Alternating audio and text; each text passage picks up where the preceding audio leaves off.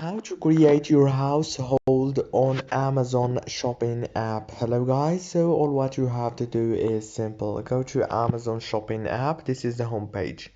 Now all what you have to do is simple. Go down here, click on your profile.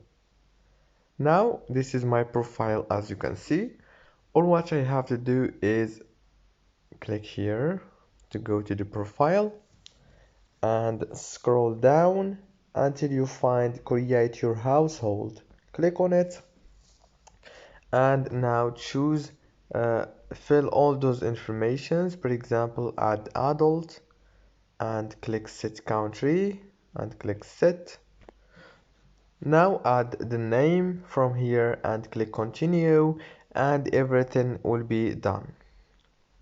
If this video was helpful, please don't forget to like and subscribe.